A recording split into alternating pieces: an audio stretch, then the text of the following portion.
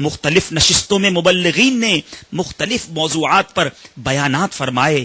آئیے ان میں سے بعض بیانات کے کچھ حصے دیکھنے کی سعادت حاصل کرتے ہیں.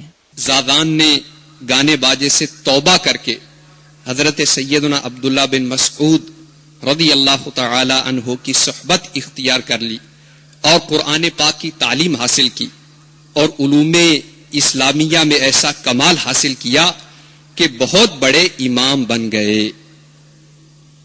نگاہ صحابی میں وہ تاثیر دیکھی بدلتی ہزاروں کی تقدیر. فرماتے کہ رسول اکرم نور مجسم شاہ بنی آدم صلی اللہ تعالی علیہ وآلہ وسلم نے ارشاد فرمایا ثلاث من کن فیہ وجد حلاوت الایمان، کہ جس شخص میں 3 خصلتیں ہوں، جس شخص کی 3 عادات ہوں،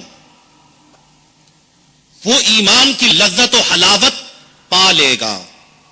ثلاث من کن فیہ وجد حلاوت الایمان ان یکون اللہ ورسولہ احب الیہ مما سواہما. سب سے پہلی خصلت اس شخص کی یہ ہو کہ اللہ تبارک و تعالی اور اس کے رسول صلی اللہ علیہ وآلہ وسلم اس کو تمام لوگوں سے زیادہ پیارے ہوں. چنانچہ میں نے اپنے تمام سابقہ گناہوں سے توبہ کی اور تمام دنیاوی آسائشوں کو چھوڑ کر دنیا سے الگ تھلگ ہو کر اپنے رب عز و جل کی عبادت شروع کر دی. اللہ عز و جل میری اس کاوش کو اپنی بارگاہ میں قبول و منظور فرمائے. جب بادشاہ نے یہ سنا تو کہنے لگا میرے بھائی جو کچھ تو نے کیا میں تو اس سے زیادہ اس کا حقدار ہوں. یہ کہتے ہوئے وہ گھوڑے سے اترا اور اسے وہیں چھوڑ کر اس نیک شخص کے ساتھ چل دیا. مسلمانوں میں ایسے لوگ بھی ہیں کہ جن کو کلمہ پڑھنا نہیں آتا. مسلمانوں میں ایسے لوگ بھی ہیں کہ جن کو نماز کا طریقہ تک نہیں آتا. مسلمانوں میں وہ لوگ بھی شامل ہیں جو اسلام کے بنیادی اصولوں پر شک کرنے والے اور اپنے شکوک کی اعلانیہ تبلیغ کرنے والے مذہب کے نام سے بیزار ہیں. الحمدللہ عز و جل اس اجتماع پاک میں ہر طرف رحمتوں کا نزول ہو رہا ہوتا ہے. اور کیوں نہ ہو کہ یہاں پر وہ لوگ جو گھروں میں ایک وقت کی نماز بھی نہیں پڑھتے وہ یہاں آ کر تہجد کی نماز بھی پڑھنے لگ جاتے ہیں. اور نہ صرف تہجد بلکہ اشراق و چاشت اور اوابین کے نوافل کی بھی سعادت نصیب ہوا کرتی ہے. اس اجتماع پاک کی ایک خصوصیت یہ بھی ہے کہ اس میں مختلف ممالک اور مختلف شہروں سے آئے ہوئے اسلامی بھائی بھی شریک ہوتے ہیں اور اس اجتماع میں مختلف زبانوں میں بھی بیانات ہوتے ہیں.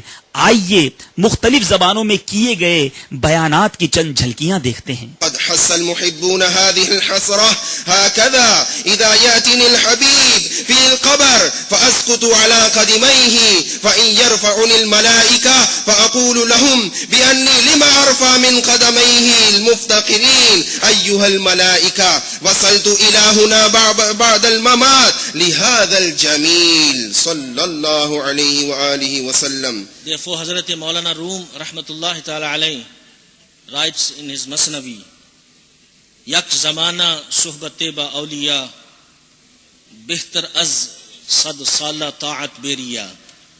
It means that a moment in the company of the friends of Allah is better than the performance of worship for 100 years without showing off. And that piece of ground which is touching the blessed body of the beloved Nabi sallallahu alaihi wasallam is even greater than the arsh of Almighty Allah subhanahu wa ta'ala. سرکار صلی اللہ علیہ وآلہ وسلم تو فرمائل زماد امت مفلس آغا کستے چی سبا در بس پا قیامت سبخ راشی دسر بخم منزونوی دی بڑیر من گزاروی روجی بسر خڑیری وی زکاة صدقات اور دیر نیک اعمال بورسروی خودے با پدی حال کے راضی چی دبا دا مخلوق حق نہیں ادا کرے. نماز اللہ تبارک و تعالی جی لا سوال نعمت ہے.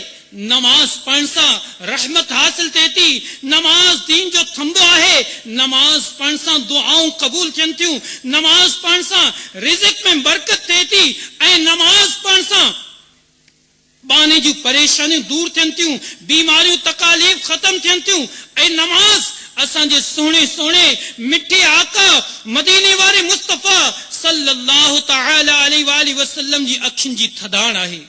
پیارے اور محترم اسلامی بھائیوں، اس اجتماع میں جہاں دنیا کے کئی ممالک سے اور پاکستان کے سینکڑوں شہروں سے اسلامی بھائی لاکھوں کی تعداد میں جمع ہوتے ہیں، مگر اس اجتماع کا انداز ایسا منظم ہوتا ہے کہ ہر آنے والا بے اختیار یہ پکار اٹھتا ہے، واہ کیا بات ہے اجتماع پاک کی۔ نیز مبلغین کے بیانات سننے والوں کا انداز بھی بڑا دیدنی ہوتا ہے۔ اسی طرح اس اجتماع پاک کی کچھ نشستوں میں شیخ طریقت امیر-اہل-سنت آفتاب قادریت مہتاب رضویت 15ویں صدی کی عظیم علمی اور روحانی شخصیت حضرت علامہ مولانا ابو بلال محمد الیاس اتار قادری دامت برکاتہمل عالیہ دعوت-e-اسلامی کی مرکزی مجلس شورا کے نگران الحاج محمد عمران اتاری سلمہ الباری اور دعوت-e-اسلامی کی پاکستان انتظامی کابینہ کے نگران جناب شاہد اتاری صاحب کے بھی بیانات ہوتے ہیں۔ اور اس بار تو امیر-اہل-سنت شیخ طریقت دامت برکاتہمل عالیہ نے اس اجتماع پاک میں 3 بیان فرمائے۔ ایک منظر تو ایسا پیارا تھا جب ہفتے کی صبح تہجد کے لیے شیخ طریقت امیر-اہل-سنت دامت برکاتہمل عالیہ نے مدنی چینل ہی پر اجتماع پاک میں موجود لاکھوں اسلامی بھائیوں کو تہجد کے لیے جگانا شروع کر دیا، اور اس صدائے دل ربا سے شرکائے اجتماع مسحور ہو گئے اور نماز تہجد کے لیے اٹھتے چلے گئے۔ سحر ہے جاگ غافل دیکھ تو عالم منور ہے، سحر ہے جاگ غافل دیکھ تو عالم منور ہے۔ ہفتے کی رات شیخ طریقت امیر-اہل-سنت نے ایک نہایت اچھوتے موضوع پر بیان فرمایا۔ عموماً اس موضوع پر بیان سننے کو کم ہی ملتا ہے، اور وہ موضوع ہے میرے آقا علیہ الصلوۃ والسلام کی سنت مبارکہ داڑھی شریف۔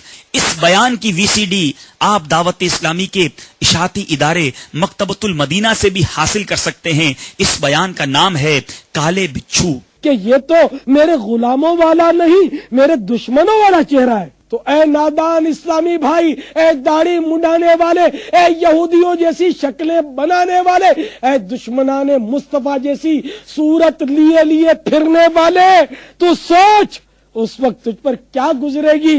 نہ اٹھ سکے گا قیامت تلک، خدا کی قسم، کہ اگر نبی نے نظر سے گرا کے چھوڑ دیا، یعنی نہایتی سخت لہجے میں اس طرح سوالات کریں گے، مر ربوں کا، تیرا رب کون ہے، ما دینوں کا، تیرا دین کیا ہے۔ اسی طرح میرے پیارے اور محترم اسلامی بھائیوں، آج کے دور میں بے پردگی کو ترقی کا نام دیا جا رہا ہے۔ دعوت-e-اسلامی کی مرکزی مجلس شورا کے نگران مولانا محمد عمران اتاری سلمہ الباری نے اس بیان میں بتایا کہ بے پردگی کچھ اور شے ہے اور ترقی کا نام کچھ اور ہے۔ نگران شورا نے اتوار کی صبح اس موضوع پر بیان فرمایا۔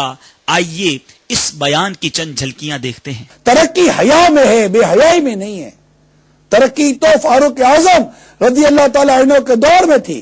ترقی کا دور وہ تھا جب مسلمان زکوٰۃ لے کر پھرتے تھے کہ کوئی ہو اہل جس کو زکوٰۃ دے، لیکن کوئی زکوٰۃ لینے والا نہیں ہوتا تھا، ایسی خوشحالی تھی، اس کو ترقی کہتے ہیں۔ آدھا ننگا لباس عورت پہنے تو یہ ترقی ہو گئی، جوان لڑکی سگریٹ کے کش لگائے تو یہ ترقی ہو گئی، لڑکیاں شراب کے نشے میں دھت معاشرے میں گھومتی پھرتی نظر آئی، یہ ترقی نہیں ہے۔